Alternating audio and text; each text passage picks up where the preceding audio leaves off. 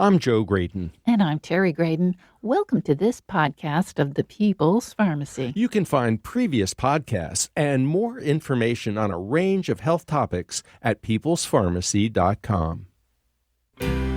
How do you measure health? The original technology was simple, a scale and a thermometer. How have things changed?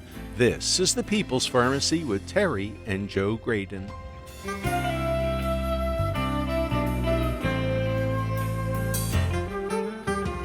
Today we have dozens of devices and tools that can help us track our well-being. There are home blood pressure monitors, continuous glucose monitors, and even portable electrocardiograms in your wristwatch. Step counters and heart rate monitors encourage people to track their activity. Have you used other tools to help you stay healthy? Our lines are open for your calls and questions about devices and apps that may help you stay on track. 919-962-3366. Coming up on the People's Pharmacy, home tech to improve your health.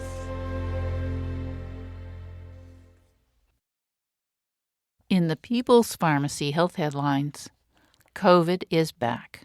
That's the word from many different locations around the U.S. There's been an uptick in hospitalizations in Philadelphia, New York City, Boston, Chicago, Dallas, San Antonio, and many other places. Last summer, we were averaging 45,000 hospitalizations around this time.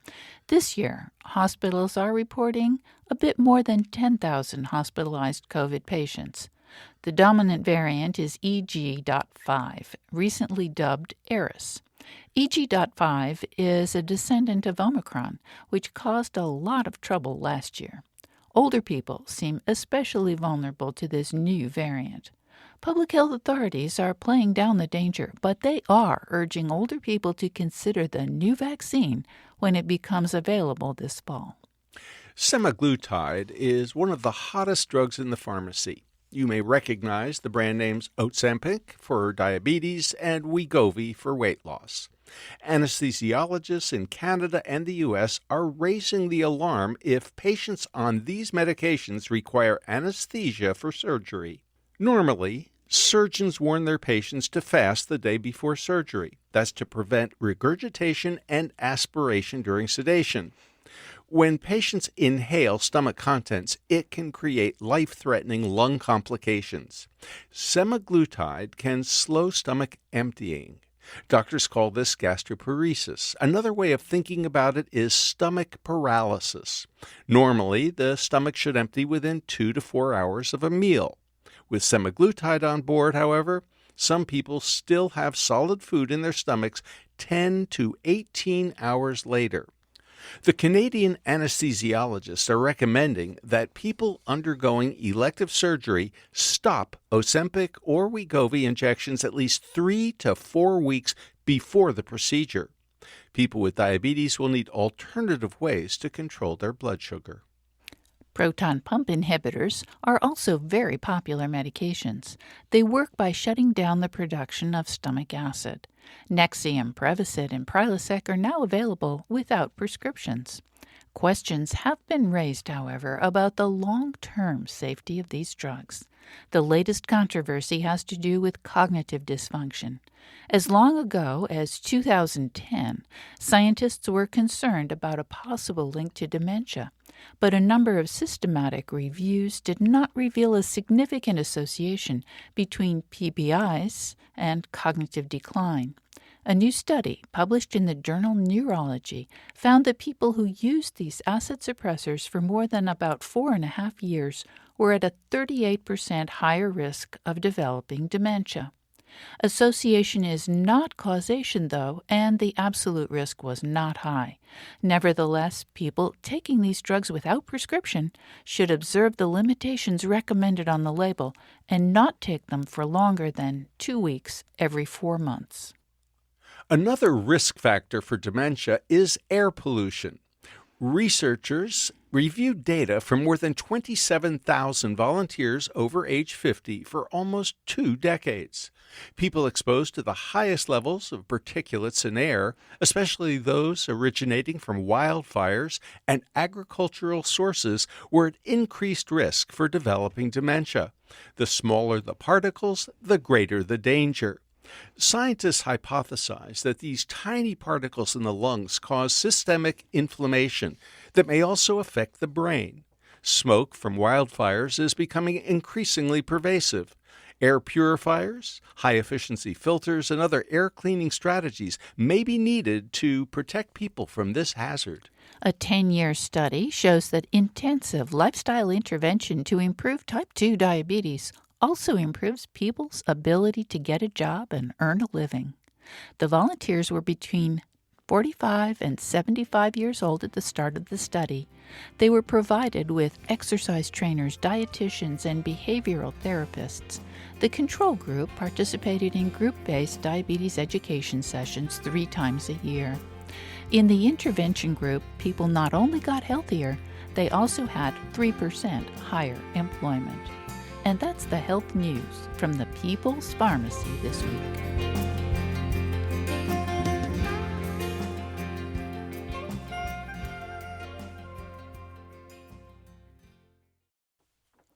Welcome to the People's Pharmacy. I'm Terry Graydon. I'm a medical anthropologist. And I'm Joe Graydon. I'm a pharmacologist. Today, we're discussing the tests, tech, and tools you use at home to improve your health. In a bit, we'll open the phone lines for your questions and stories. Our number is 919-962-3366. But first, let's hear from Dr. Alan Green, a pediatrician and the founder of drgreen.com, the pioneer physician website. He's founding president of the Society for Participatory Medicine and author of Feeding Baby Green and From First Kicks to First Steps. His first children's book, Flower Moon, was published in 2023. Welcome back to the People's Pharmacy, Dr. Alan Green. Terry, it's wonderful to be back. Always a delight to talk with you and Joe any chance I can get. Well, we're always thrilled to talk with you, Dr. Green. You know, things have changed dramatically since the old days. You know, we used to go to the doctor's office for virtually all testing. The only things that we could do at home were take our temperature, often with an old-fashioned mercury thermometer, and maybe get on the scale and see how much we weighed. Everything else, it was kind of mysterious. You know, a nurse might take your blood pressure, but that was even a little strange because usually she was using a stethoscope. Nowadays, wow, sky's the limit. Tell us how it's all changed and what kind of a difference it's making. Well, it's changed very quickly, as you've noted. Interestingly, back at the beginning, when people started having thermometers at home to take their own temperature, there was a bit of an outcry because patients couldn't be trusted with the information that they got from thermometers that might make a mistake. And that hesitance has carried forward today, where some people are still concerned about patients having too much information. But now, all kinds of things are available in patients' hands to continuously monitor health. And that's both things from the doctor's office. It used to be that you didn't get to see your own lab results. Not that long ago, you were told they were normal or not. And now you get the right to see all of your labs and be able to figure out what they mean. To things that you can have at home to monitor yourself. All kinds of instruments that are available, from continuous blood glucose monitoring, so you can see how what you eat changes your metabolism and how you're burning sugar and burning fat, ketone monitors, the Aura Ring, where you get real body measurements throughout the day, all kinds of things. Before you go any further, spell that, please, and tell us, what does it monitor? It's spelled O-U-R-A. I just got from my Aura app a congratulations on 7.5 years of using your Aura Ring. So I've been using it for a long time now. And it checks 3 big categories every day. One is your sleep, and it tells you a lot about your sleep. Another is your physical activity, and likewise, it tells you a lot about your physical activity. and what it calls your readiness, which is a combination of your oxygen levels, your resting heart rate, your heart rate variability, and a bunch of other factors there. So it gives you a real sense what's going on in your body. And Dr. Green, you called it a ring. Does it look like a ring? Do you wear it like a ring? Yes, I wear it like a ring. It's on my hand all the time. You can wear it on whichever finger you want. It's sized like a ring would be sized, and it comes in different colors. Mine is matte black, but you can get shiny ones or metal ones or different designs. But you wear it like a ring. I keep it on all the time except for when I shower, and that's when I charge it. And so it's always charged. Now, you mentioned oxygen, and COVID has had a huge impact because all of a sudden people are using an oximeter to measure their oxygen saturation, and you're suggesting that this ring can do much the same. And then along came self-testing for COVID, and that was like, whoa, how is that possible? Well, not only was it possible, but everybody was doing it. And now there's even an influenza test, which would be very helpful, I think, for parents to be able to test and see if their child has type A influenza or type B, because then a doctor such as yourself could actually call in a prescription for an anti-flu medicine.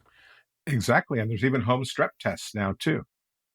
Really? How does that work? You swab the back of your throat, and not everybody is great at swabbing, but you put it in a little test tube with a couple of drops and put a strip in, and you read the results in 5 minutes. And if it's positive, it's really positive. If it's negative, you might not have just swabbed the right spot. How do you, as a physician, use that test in your practice? Well, strep is something that should be treated with antibiotics quickly to prevent the complications of strep, which there are a number of those. And so I have families that I take care of that are traveling or not able to get to the office for one reason or another that have the test with them and are able to test quickly. And then we'll jump on the phone or on a video chat and figure out what the next steps are. Now, back to the oxygen. Is that a useful thing that Oura Ring can monitor your oxygen saturation? Yes, it's useful for a couple of reasons. It could alert you to sleep apnea at night since it's monitoring it all night long. And it can also alert you to something like COVID. When you're getting a viral infection, the vital signs start to change. For me, the first thing that changes is heart rate variability. And then I can take proactive steps to deal with something before I even have noticeable symptoms. Why is heart rate variability so important? It's a measure of, so the heart rate is changing slightly all the time. It's really having some difference in the time between beats is a sign of a healthy heart that's flexible and responding to all the signals in your body appropriately. And when the heart rate variability decreases, it means your body is less flexible because it's focused on something else. And it's a really good sign that there's a new stressor that your body's dealing with. Having heart rate variability low consistently can be a sign of long-term issues, but just day-to-day changes make a big difference in understanding what's happening. Now, Dr. Green, there are also now devices that are designed to measure your heart rate. And for example, lots of us have watches that will tell us how quickly our hearts are beating, and they'll show us, how much we were able to get our heart rate up during exercise and how quickly it recovered after we stopped exercising. And it's my understanding there are also machines that can actually do an EKG at home. Is this useful? Yes, that can be quite useful. There are devices like the one from what used to be called the Live Core, now it's called Kardia, Kardia, that's handheld, and the Apple Watch can do an EKG as well. And it's particularly useful for seeing a change in rhythm. So I know people who have found that they were in AFib because of one of these home devices. Why is that important? Because it's my understanding there are a lot of people who don't know that they even have an arrhythmia, an irregular heartbeat like AFib. Right. And the fact that people don't know they have it is why it's so important to have these home monitoring tests, because when you're in AFib, even though you're not feeling any symptoms, the atrium, the entry chamber of the heart, isn't contracting normally. And so blood can pool there or clot. And then with a little clot in the atria and one squeeze of the heart, it can shoot it up into the brain and cause a stroke. So the stroke risk is greatly elevated in people with AFib, even if they don't know they have it. And if you know, you can take steps to get out of AFib or take preventive medications to prevent clotting. Now, there's this whole issue around testing for cancer, and I am sure, seen the commercials for Cologuard. Mm-hmm. And there are a lot of people who go, yeah, I don't want to go in for a colonoscopy. That's really a big deal. Can I actually do a stool test? And how accurate are they? The Cologuards are quite sensitive at detecting colon cancer early. It's not as good as a colonoscopy, but if done more frequently, it can reduce the need for frequency of colonoscopies. Very useful information. And then my understanding is if you got a positive result on your Cologuard, then your right. doctor would want to do a colonoscopy to confirm it, locate the polyp, etc. Exactly. Now, Dr. Green, you're a pediatrician. Back in the ancient days when my kids were little, I was very proud of myself. I acquired an otoscope because my kids Yes. got ear infections from time to time. And I was one of a handful of parents who used an otoscope. Do your patients' parents use an otoscope? Yes, a number of them do. The kind that I use now is perhaps similar to the handheld one that you had a long time ago, but probably much better optics now than it used to be. But mine are Bluetooth enabled. The one I'm currently using is a kit called Dr. Graham, and they have a clinical quality otoscope with them, and they can look and see and take photos of the inside of the ear. But I can look with them at the same time through the app on my phone. So we can discuss it and see what they're seeing. So I can look in kids' ears anywhere on the planet right now. Oh, that's amazing. Dr. Green, we've been hearing about something called a continuous glucose monitor, and you mentioned it. What does that do, and what are the advantages over the usual way that people with diabetes use to check their blood sugar? Well, there's a few ways that it's nice. So people who have diabetes and are used to checking their blood sugar often get used to, but clearly don't like poking themselves all the time to get a test. And the continuous monitors go on painlessly once and will stay on for weeks at a time. And besides being more comfortable, your blood sugar changes continuously throughout the day, and the spot checks missed so much information on the curves. And the continuous ones, you can see how you respond to exercise, how you can respond to what you eat. Most people learn surprising things about components of their diets that are affecting their blood sugars in unhealthy or healthy ways. Well, you know what was so fascinating to us was an interview we did with Dr. Elenoff in Israel. And he discovered that some people react very badly to things like mashed potatoes Mm-hmm. and ice cream, and other people don't. In other words, it's a very individual thing, what we react to with elevations in blood glucose. And the only way you can actually know that is with this kind of continuous monitoring. And then when you see how dramatic that spike in blood sugar is, you can go, oh, maybe I shouldn't have had that chocolate bar. Exactly. And I don't recommend them just for people with diabetes. I think it'd be great for most people to try it at least for a couple of weeks and see what's going on with their blood sugar in response to different things. Because why wait until you have the pathology for having eaten the wrong thing for a long time? Why not learn in advance? There's so many good foods, delicious foods that won't cause a problem to the individual. Might as well learn to focus on those. Now, I do want to ask about a very, very simple, old fashioned technology that a lot of people use, but some people may misuse it, and that is the scale in your bathroom to measure your weight. Tell us about the advantages and the potential downside of weighing yourself every day. So knowing your weight and how your weight is trending is really valuable. When you are aware of it, you tend to make better choices in general.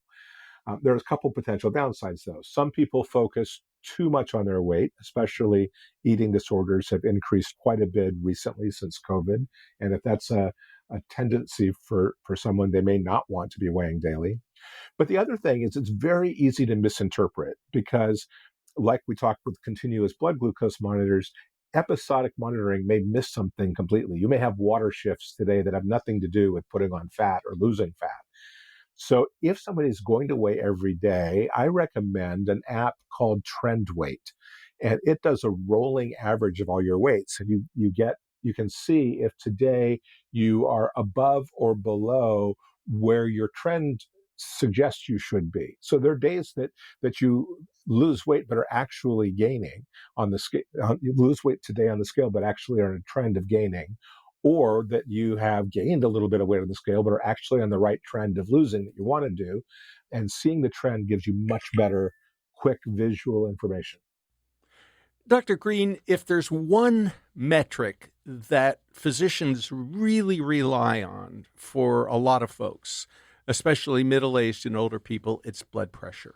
Mm-hmm. And blood pressure monitors have changed dramatically since you were in medical school. The old mercury sphygmomanometer and the stethoscope. Now we have automated devices. In fact, I just tested a device from Omron that you wear literally like a watch. And it's hard to believe that it could be so effective, but this is a very expensive device. It's $500, but it is amazingly accurate. And because it's with you at all times, you can measure your blood pressure under all kinds of circumstances. Why is blood pressure monitoring important? Like the AFib monitoring, blood pressure can be damaging your blood vessels without you being aware that you have it. You don't feel sick, you don't have a headache, you don't have any physical awareness of it, and it can still be predisposing you towards significant heart disease or stroke risk. And it's slow over time. So knowing what your blood pressure is and how it's trending is very, very valuable. The problem is it's a bit of a pain to do it. And like the other things we're talking about with measurements, it changes normally throughout the day. It can change with what you're thinking about, and you want to understand trends. So with the blood pressure machines like an Omron that people have at home, the very best way to do it is to take your blood pressure twice a day for 2 weeks in a row at about the same time. And that will give you a sense, the average of all those, sense of what a reasonable average of what your blood pressure is to make decisions based on. But I am really looking forward to continuous blood pressure monitoring. And Apple has announced in their Apple Watch 10X that's coming out, they'll be able to do that. I've been looking forward to that for quite some time. And what's so exciting is that then you can get a graph, you can get a chart, you can monitor over weeks and months and see your progress. So summing up, Dr. Green, this revolution in home testing and technology, good thing, worrisome? What's the future? Well, there are things to worry about, but at the core, this is a fantastic thing. Healthcare used to be episodic and missed many of the most important moments for healthcare decisions. And now it can be continuous. And this can be used to empower patients to take charge of their own life and to connect them to their healthcare provider. Dr. Alan Green, thank you so much for talking with us on the People's Pharmacy today. Terry and Joe, thank you so much for the People's Pharmacy. It's an amazing service. You've been listening to pediatrician Alan Green. In 1995, he launched drgreen.com. He's the founder of La Conexión and the founding president of the Society for Participatory Medicine. He has a kid's book out now, Flower Moon. Our lines are open for your questions and comments. 919-962-3366. Email us, radio@peoplespharmacy.com. We're talking about tech and tools and tests. We want to hear from you. 919-962-3366.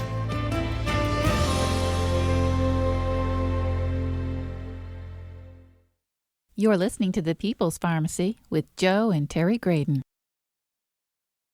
This podcast is made possible in part by Gaia Herbs. For more than 30 years, Gaia Herbs has nurtured the connection between people and plants to deliver nature's vitality. Their full-spectrum formulas are designed to provide an herb's complete array of beneficial compounds with nothing artificial to get in the way. Learn more at GaiaHerbs.com. That's GAIA herbs.com.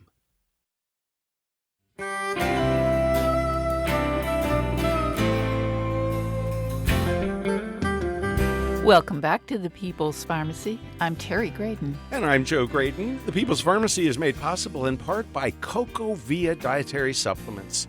This is National Wellness Month. Adding cocoa flavanols to your daily routine can help with a strong heart and cognitive support. How can Cocoa Via be a part of your wellness habits? More information at cocovia.com. Today we're talking about home tests, tech, and tools to improve your health. We'd like to hear from you. Do you check your blood pressure at home? What about blood sugar? What about COVID? How well did home testing work for you? Would you be interested in the combined COVID-19 and influenza home test? Our lines are open for your stories and questions at 919-962-3366. You can also send us email, radio@peoplespharmacy.com. And that phone number again, 919-962-3366. And Terry, we have an email from Zach in Blacksburg, Virginia. Yes, Zach says, I own about 6 different medical devices. However, my Fitbit has a built-in heart rate sensor, heart rate variability, skin conduction, and of course, an accelerometer. I try to buy FDA-approved devices so that my doctor can legally consider their measurements on a telehealth call. It's pretty crazy. When I first got into my health in 2016, I seriously considered a tool to measure heart rate variability. That was the only thing it would do. At the time, it was $300. Now, it's built into my Fitbit. Thanks so much for that, Zach. Thank you, Zach. And Terry, we have a call coming in from Marie in Clear Spring, Yes. Maryland, and she wants to know about the Fitbit. Well, let's see if we can do this. Marie, welcome to the People's Pharmacy. Thank you. What's up? How safe is it to wear a Fitbit or one from the Apple store? You mean like an Apple Watch, right? Right. How safe is it to be wearing something like that for 24 hours a day? Well, what's your concern? I mean, what are you worried about? Because I've been wearing an Apple Watch now for what, Terry? About 8 years? Something like that. About as long as Dr. Green has been wearing his Oura, O-U-R-A ring. And you know, I had a Fitbit for a while, and then it stopped working, and I moved to the Apple Watch. So, Marie, if there were something that we knew about that was dangerous about it, you can bet that Joe would not be wearing it because he's kind of a low-risk kind of guy. Yeah.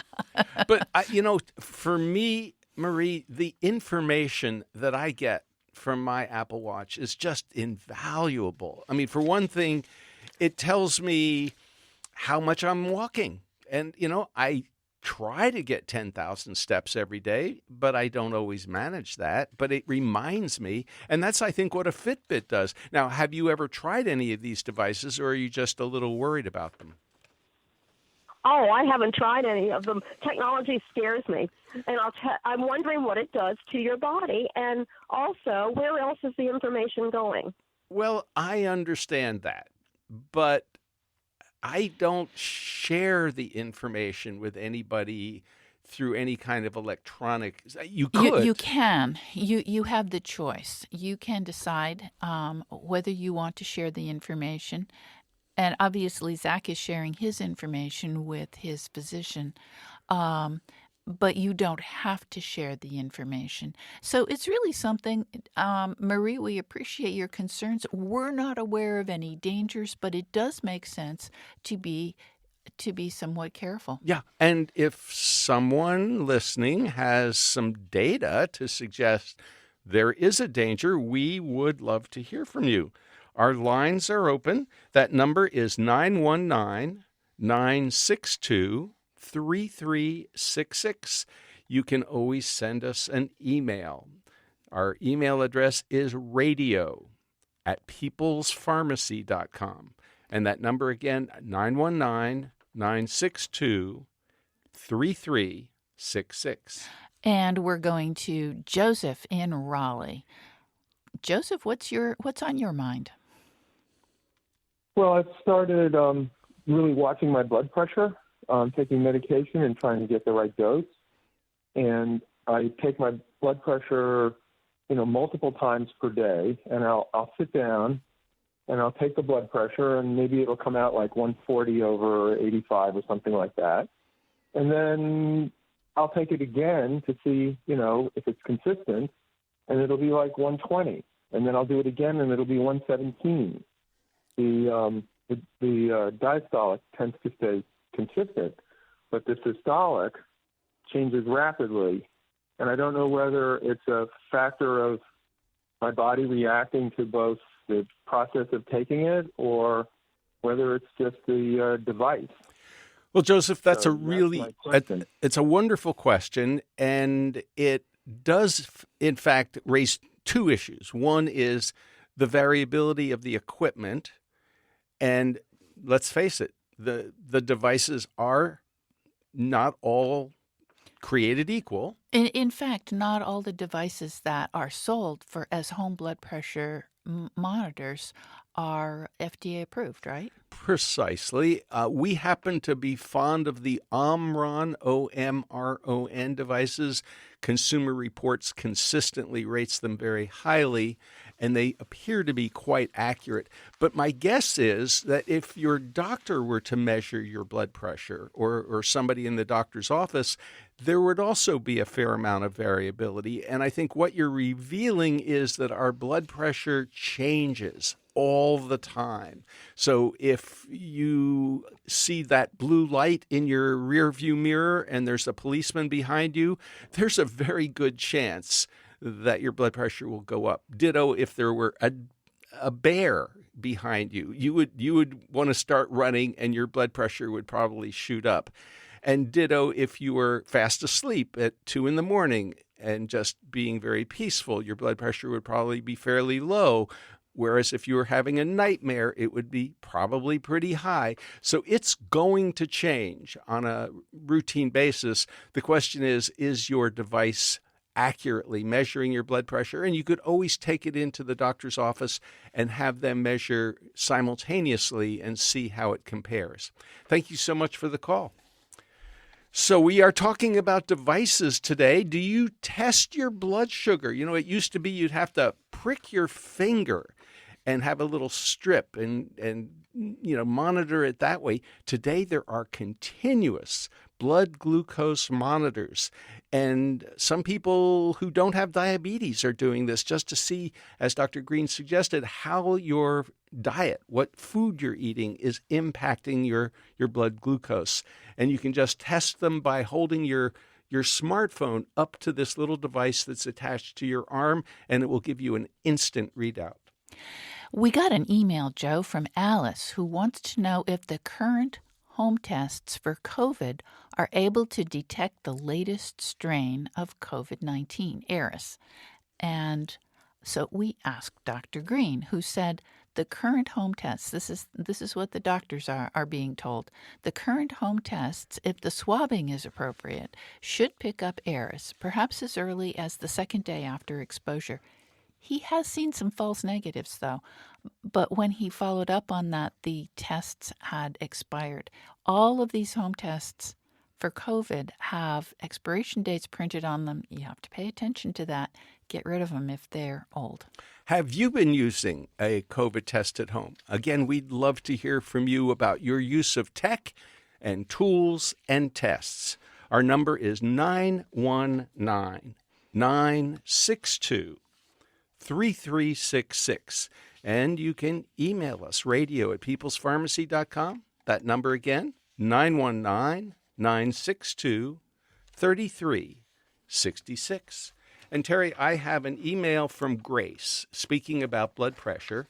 Grace says, I'd say that my blood pressure is taken incorrectly at least 40% of the time by the medical assistants and nurses at my PCP, my primary care provider, resulting in readings that are too high. When I ask for it to be retaken, it's always lower. They use a manual extra large cuff on everyone every time, but never wait and don't always have my arm at heart level. My readings taken at home are always significantly lower. Well, Grace has sent a number of points here about the correct way to measure blood pressure to get an accurate reading. And the size of the cuff is very important. Well, there was just a study, Terry, where was it published? JAMA Internal Medicine, I do believe, in which it demonstrated that a surprising number of doctors' offices don't actually measure the circumference of your arm. And so if you have a larger arm and you are using a standard blood pressure cuff, it will raise your blood pressure substantially, inaccurately. And I think in that study, it showed that the people were showing up with a systolic blood pressure of 144 when they really had a blood pressure of 129. Right. And that's a big difference, a big enough difference that your doctor might put you on medication that you didn't need. So how should you measure blood pressure if you're measuring it for yourself at home? Well, first, you better make sure you have the right size cuff. And you can do this quite easily. I'm going to give you the numbers, but, we should post these on our website. A small person, a small adult-size cuff should be 10.2 inches or less. A regular adult-size cuff should be 10.2 to 13.4 inches in circumference. A large adult-size cuff is 13.4 to 17.3 inches. And an extra large adult cuff would be over 17.3 inches. It matters. When was the last time you had your arm circumference measured before you had your blood pressure taken? Has never happened to me. Now, it may be because I walk in and they look at me and they eyeball me and say, oh, you're an average size. You get the average cuff. So you get the average but cuff. I suspect that very few people have ever had their arm circumference measured, and it matters. What else? We'll get to some of this in our next segment, but what are some of the other things people should be doing when they go to the doctor's office to have their blood pressure monitored? Well, you want to empty your bladder first. Really? Turns out it makes a difference. Not something I usually think about. And I wonder do. if anybody has ever asked. Probably not. What else? Well, theoretically, you're supposed to take that blood pressure twice with some time in between. Not a few seconds, but, several minutes, maybe 10 or 15 minutes. And then you use the average of those two readings because, as our caller just pointed out, they're different. The other thing is that you should wait before you have your blood pressure monitored. So in other words, somebody comes, gets you in the waiting room, they take you back, and they immediately weigh you, and they shortly thereafter take your blood pressure. You should be able to sit quietly for 5 to 10 minutes before your blood pressure is taken. Okay, here's another thing. You actually need a lot of support for a proper blood pressure measurement.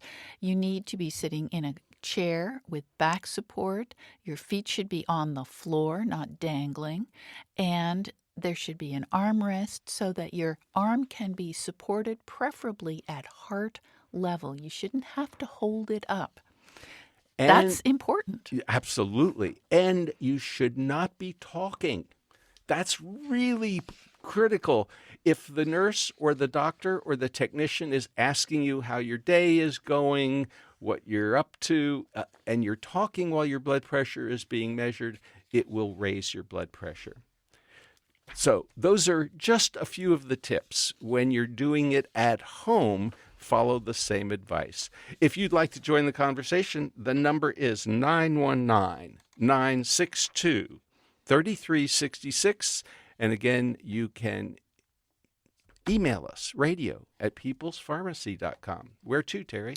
Well, I think Vivian has a concern. Vivian is in Esmont, Virginia. Vivian?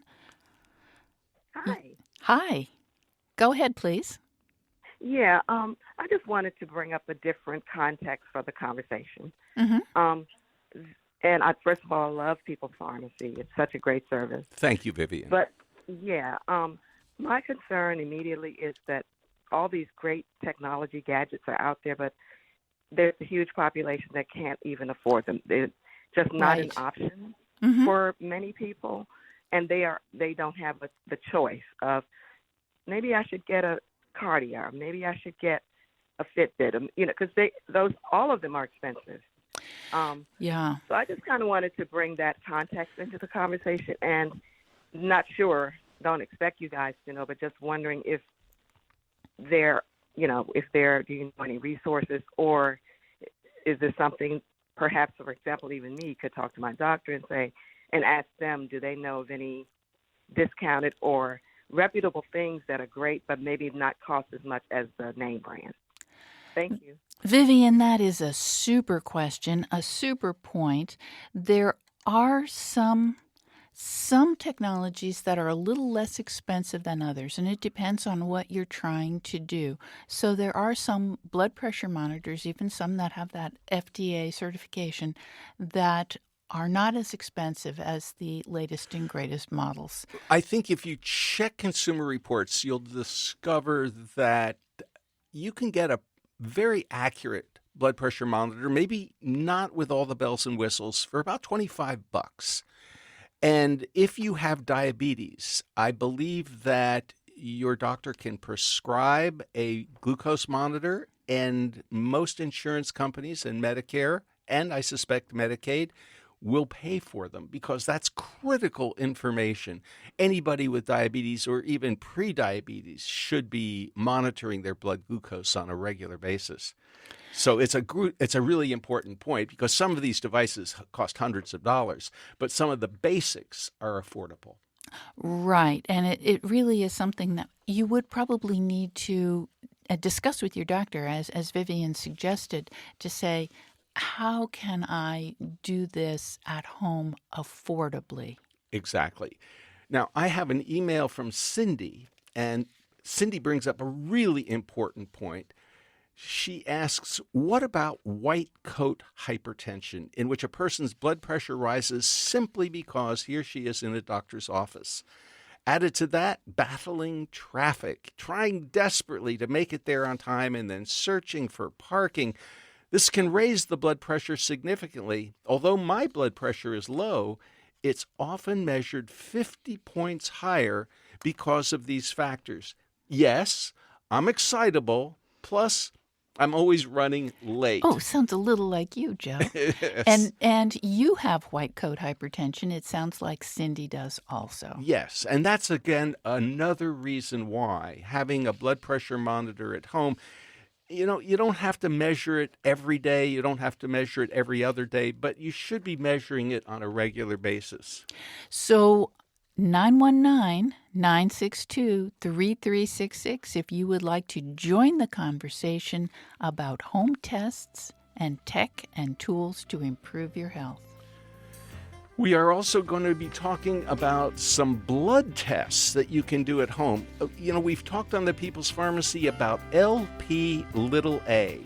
It is a very significant risk factor for heart disease. Believe it or not, you can actually have your blood tested in a laboratory and find out what your cholesterol is and your Lp(a) is. So these are really interesting data points. 919-962-3366.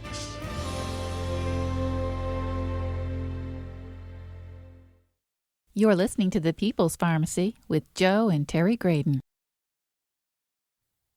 This podcast is made possible in part by CocoVia, maker of the most proven and concentrated flavanol extract in the market today, Cocoa Pro, cocoa extract. August is National Wellness Month, which means it's a great time to refocus on self-care and healthy habits. Consider adding clinically proven cocoa flavanols to your daily regimen. Whether you're looking to support your heart health or brain health this summer, you can achieve your goals with CocoaVia. All CocoaVia supplements contain the #1 bioactive flavanols, Cocoa Pro, backed by 20 years of research. These powerful bioactive nutrients are clinically proven to promote cardiovascular health and improve cognitive function as you age. Get 20% off all CocoaVia products from August 21st through September 5th using the discount code WellnessPod. That's Wellness, WELLNESSPOD, WellnessPod at CocoaVia.com. These statements have not been evaluated by the Food and Drug Administration. This product is not intended to diagnose, treat, cure, or prevent any disease.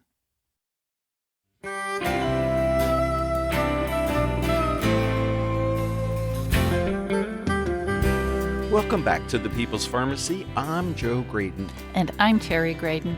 The People's Pharmacy is made possible in part by CocoaVia Dietary Supplements. This National Wellness Month, adding cocoa flavanols to your daily routine can help with a strong heart and cognitive support. How can CocoaVia be a part of your wellness habits? More information at cocoavia.com. Today we are talking about home tests and tools you can use to track your health. A little while ago, we spoke with Dr. Steve Nissen. He's the Chief Academic Officer of the Seidel and Arnold Miller Family Heart, Vascular, and Thoracic Institute at the Cleveland Clinic, and he holds the Lewis and Patricia Dickey Chair in Cardiovascular Medicine. Dr. Nissen is the co-author with Mark Gillenoff of Heart 411, the only guide to heart health you'll ever need. Dr. Nissen, an old colleague of yours, Dr. Eric Topol, has been a big promoter of monitoring, whether it's monitoring blood pressure, monitoring your heart, or even monitoring things like glucose. What do you think about patients keeping track of what's going on in their bodies with such devices? Well, I'm not a fan. It can certainly be overdone. Not all the devices that are marketed to do this are particularly accurate. And overvigilance can be as problematic as undervigilance. We've learned over the years not to go looking for trouble. If you look for trouble, you're likely to find it. Now, that being said, it's reasonable to know your blood pressure.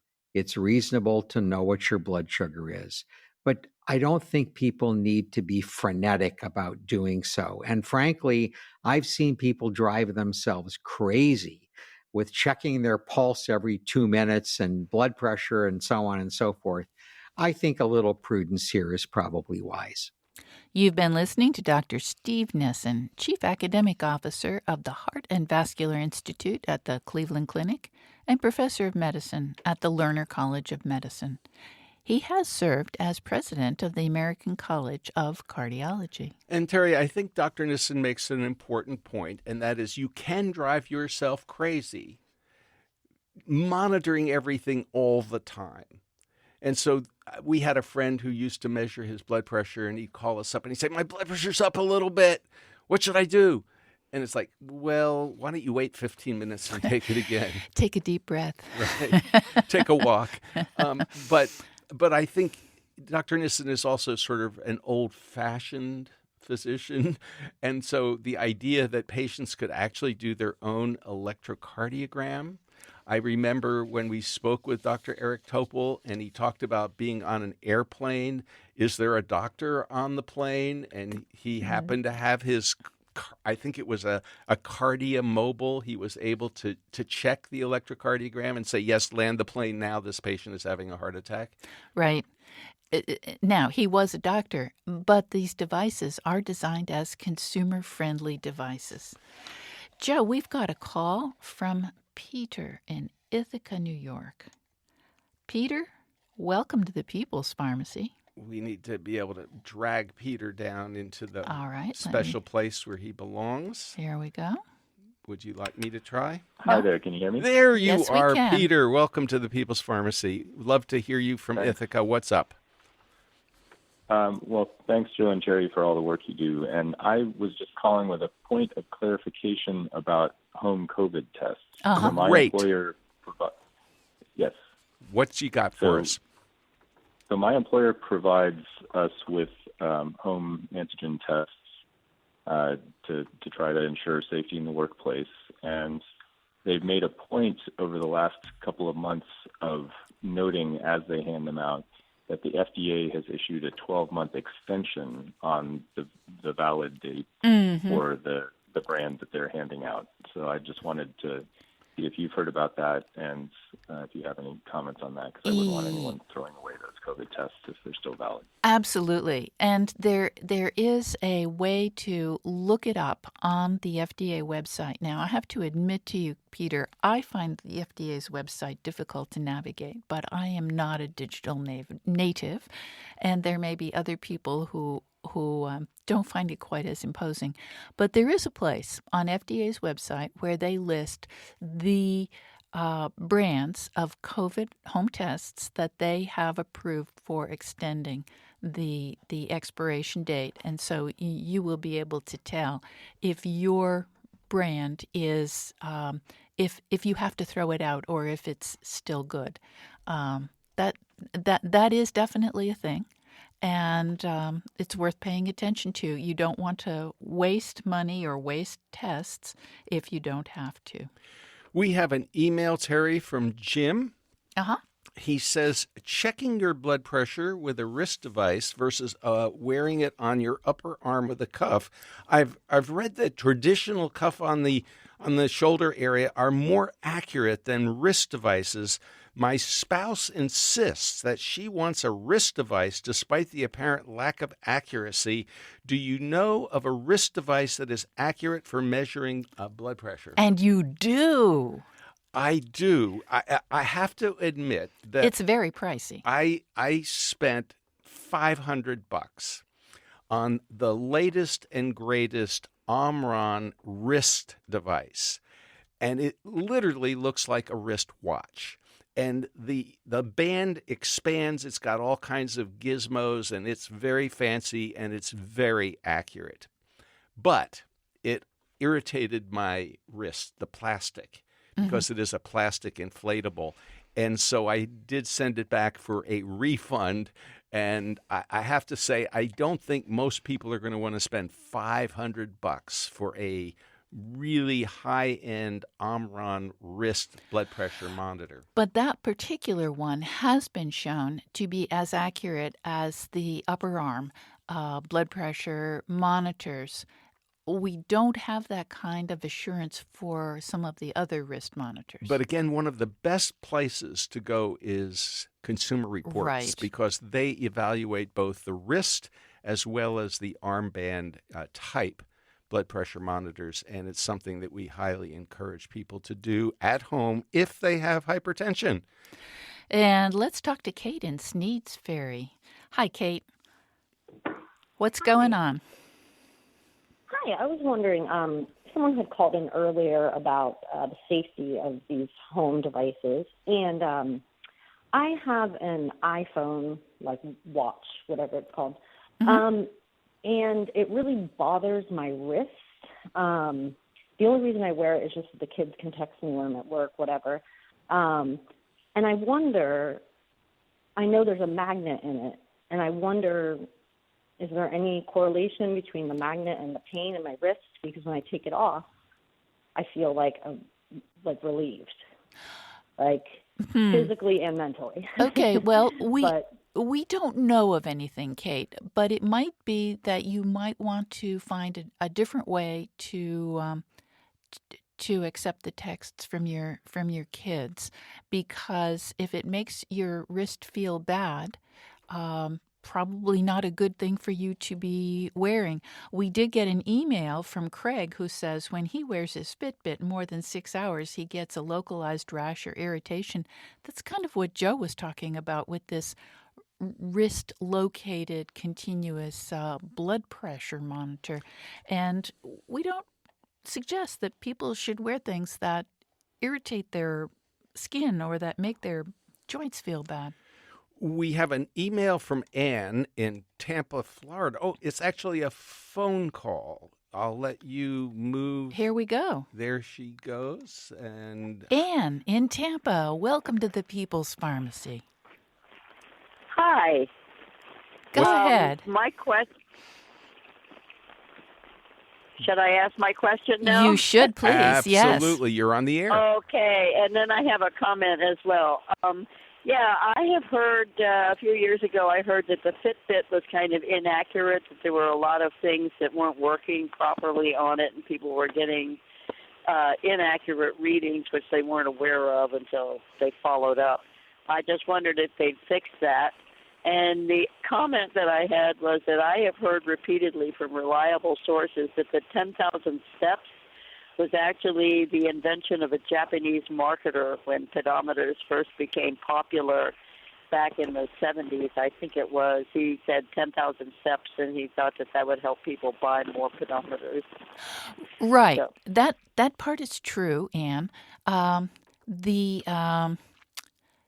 The 10,000 steps, it sounds much better in Japanese. It's got a nice, catchy sound to it. And so it was a marketing, promotional. On the other hand, it turns out that it's not that far off. It depends on how old you are, how many steps really are improving your health, but at least 6,000 or 7,000 steps a day is something that we should all be aiming for. And 10,000 steps, it's not a perfect goal, but it's not so terrible. Well, I think the bottom line is moving. Move your body. If you can do 3,000 steps instead of 500, that would be a good thing. Yes, if you can exactly. do 6,000 steps, that's even better. And I think the Fitbits have become quite accurate. Quite accurate. And so, it doesn't matter if it's, well, instead of 8,433, it's actually 9,112. I mean, the real point here is, are you tracking your movement? And I think that's really critical. The other thing is, what was the other part of the question? I think we addressed it. It was the 10,000 steps and the accuracy of the Fitbit. Good. So shall we talk to Mary in New Bern? Absolutely. Mary, welcome to the People's Pharmacy. I've been listening to you folks for many long years and reading your columns longer than that. Well, thank you so much. We appreciate that. What's on your mind? Well, I'm a retired public health nurse, and one of the things that I have found in dealing with the problem about having to sit for a few minutes and calm down before they take your blood pressure is to take 5 or 6 very long, very slow, deep breaths. And you can do this while you're talking to the nurse. You can do this, while you're going through the procedure that they put you through. And it does lower your blood pressure. The other thing that I would mention, and I have noticed quite a few of the people that take the blood pressure, again, just like the lady pointed out, do not do it properly. The other thing I would mention is be sure you don't cross your legs. Oh, that is a very good thing to remind us all of, sort of like empty your bladder that we never think of. Mary, I'd like you to listen to an email we got from Anne. Anne says, I need a larger cuff, and I do much better with manual blood pressure readings. When the medical assistant slaps my arm into a standard cuff on an automated machine, the process becomes very painful for me, and my fingers start to get numb, and I become ready to howl. Many times when I ask for a larger cuff, they say they don't have one, and often they don't have a manual cuff or someone who knows how to use it correctly. I'm guessing, Mary, when you started taking blood pressure readings, it was all manual. It was. And we did have a number of different size cuffs in the health department, thankfully. We also had a process where all of the blood pressure measurements were taken yearly to make sure they were correct. Well, thank you for sharing your experience. We really appreciate it. Bye-bye. 919-962-3366 is the number to call if you have a question or a story to share about tech and tools. And Terry, I mentioned glucose. I think everybody understands about that, but they don't realize that they can also now do home testing for cholesterol. You'll have to send it into a laboratory, but you can get your HDL, your LDL, and your LP little a. We've talked about that on the show before. It is a risk factor for heart disease and a very significant one. About 20 to 25% of people have elevated LP little a numbers, and if you have any of these numbers that are out of whack, whether it's your thyroid or your cholesterol, you'll need to go in and see your doctor and then get a laboratory-based test as well. Absolutely. And Joe, we got an interesting email from Sarah who says, I have a watch that tells me about my sleep the next morning. I go to sleep around 10 o'clock and wake up around 6 and assume I'd had 8 hours of sleep, but the device I wore overnight says it subtracts the time that it says I was awake, even though I don't remember being awake. So that result is like 7 hours of sleep. And the question is, when people say you need at least 8 hours of sleep, are they talking about when you think you go to sleep, or are they talking about what your device measures? And I think it's the first, because for a long time, we couldn't measure those micro arousals in the middle of the night, and we didn't know, as Sarah doesn't know, that she is awake even though her device is measuring that she's awakened. Absolutely. Now, Terry, we walked into the studio today with my carbon dioxide monitor. Joe's favorite new tech. And, it was about 400 when we walked in, so it was like the fresh air, just like it would be outside. Yep. Well, after almost an hour of Joe and me talking and breathing, it is now more than twice that. So, yes, exhaling into the air. And this is why you use a carbon dioxide monitor. You want to know how many people are breathing in the same space that you're breathing in, because if they're not wearing masks, they could be spreading any germs they might happen to have. Exactly. And in a time of COVID, and we hear COVID is back, so you want to have as much fresh air as possible. Joe, I don't think we have enough time for Christy in Seabrook Island, South Carolina, do we? No, we don't. Do we know what her question is? The question is actually a story, and I'd love to have the story because it's a positive experience with Cologuard, which is an at-home colon cancer screening, and I'm delighted to hear that there was a positive experience. So, unfortunately, we'll have to wait until another opportunity. Absolutely. And we did have another question, an email from James about Cologuard. What questions do I need to ask my doctor when my Cologuard results return? We need to talk to our GI expert about that. Dr. Nicholas Shaheen. Well, thank you all so much for sharing your thoughts about tech and tools and tests. That's all the time we have today, but your insights have been most valuable, and for that we are very grateful. We want to also thank Dr. Alan Green, a pediatrician and the founder of Dr. Green, that's GREENE.com, drgreen.com.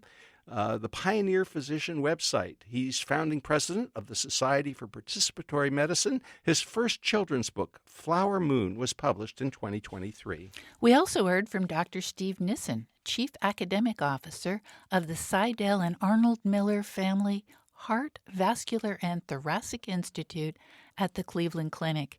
And Dr. Nissen will join us next week to discuss his research on new ways to treat high cholesterol and LP little a. The People's Pharmacy is a co-production of North Carolina Public Radio, WUNC, with the People's Pharmacy. Lynn Siegel produced today's show.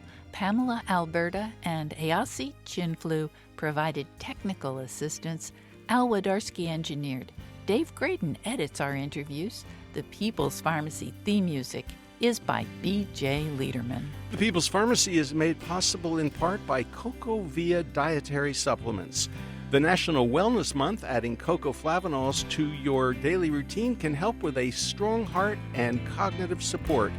How can CocoVia be a part of your wellness habits? More information at cocovia.com. Today's show is number 1352. You can find it online at peoplespharmacy.com. You could subscribe to our podcast through your favorite podcast provider. We post the show on our website on Monday morning.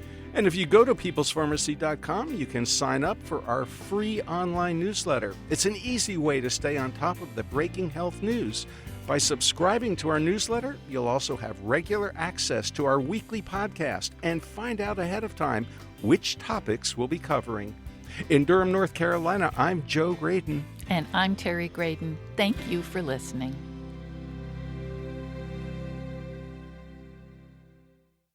Thank you for listening to the People's Pharmacy Podcast. It's an honor and a pleasure to bring you our award-winning program week in and week out. But producing and distributing this show as a free podcast takes time and costs money. If you like what we do and you'd like to help us continue to produce high-quality, independent healthcare journalism, please consider chipping in.